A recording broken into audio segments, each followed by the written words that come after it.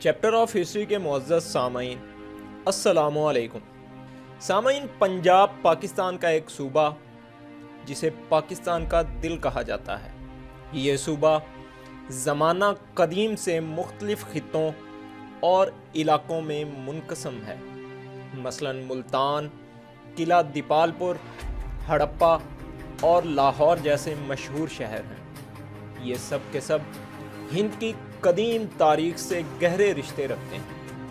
ان علاقوں میں وقتاً فوقتاً اہل علم و فن اور قابل حضرات آ کر آباد ہوتے رہے، اور یہاں کے لوگوں کو علم و فن، فضل و کمال، ادب و فلسفہ اور حکمت و دانش کی تعلیم سے آراستہ کیا۔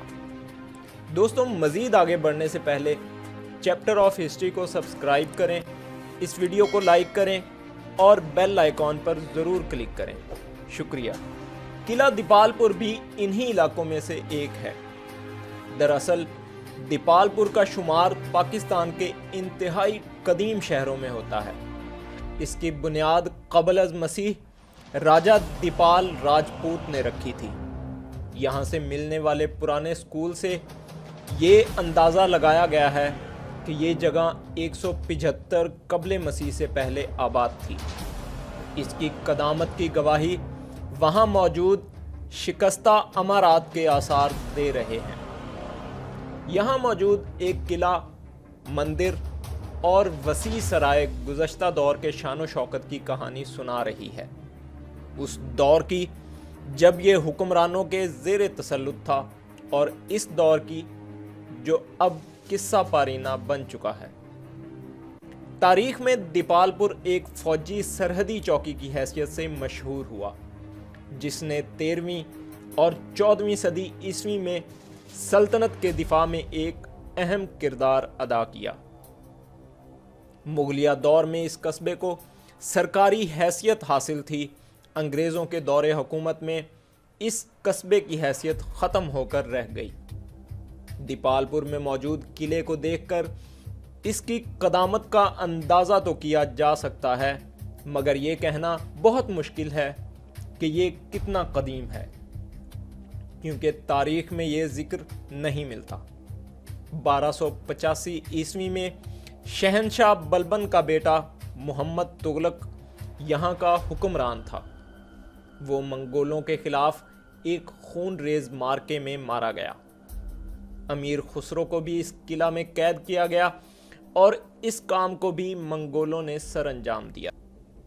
اس کے 4 دروازے ہیں اور بہت اونچی فصیل پر واقع ہے۔ قلعے کے 4 دروازوں میں سے 2 ابھی تک موجود ہیں اور زمانہ رفتہ کی شان و شوکت کی گواہی دے رہے ہیں۔ یہ وہ قلعہ ہے جہاں پر سکندر یونانی کے قدم روکے گئے، اور یہاں سے پوری طرح زخمی ہو کے گیا، اور زخموں کی تاب نہ لاتے ہوئے موت سے ہمکنار ہوا۔ دیپال پور میں ایک مندر بھی موجود ہے، اور اس مندر سے ایک روایت بھی منسوب ہے۔ کہا جاتا ہے کہ راجہ دیپا چند کے بیٹے لال راج کو اس کی سوتیلی ماں رانی دھولرا نے بد دعا دی کہ جاؤ تم زمین میں غرق ہو جاؤ۔ لال راج ایک کم سن بچہ تھا، وہ کھڑا کھڑا زمین میں دھنسنا شروع ہو گیا۔ یہ دیکھ کر رانی پریشان ہو گئی اور اسے پکڑنا چاہا، مگر رانی کے ہاتھ صرف بچے کے بال ہی آ سکے۔ بچہ زمین میں زندہ دفن ہو گیا۔ راجہ دیپا چند کو علم ہوا تو اس نے رانی کو ہلاک کر دیا اور اپنے بیٹے کی یاد میں یہ مندر تعمیر کیا۔ اس مندر کے کھنڈر آج بھی موجود ہیں۔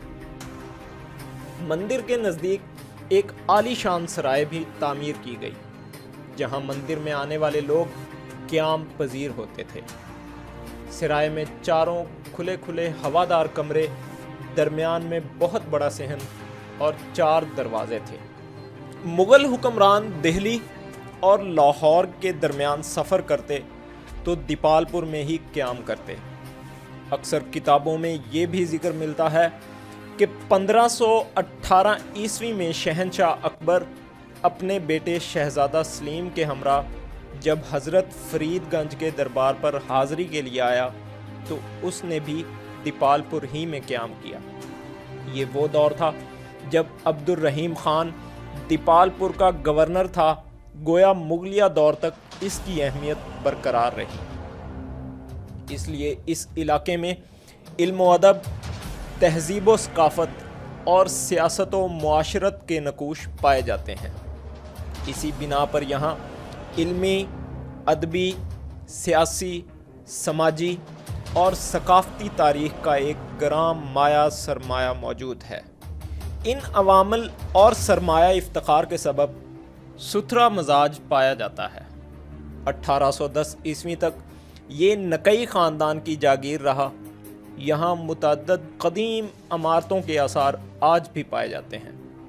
ان میں لالو جسراج کا مندر، شاہ جہاں دور کے وزیر خان خانہ کی تعمیر کردہ مسجد، امام شاہ اور محمود شاہ نامی بزرگوں کے مزارات قابل ذکر ہیں۔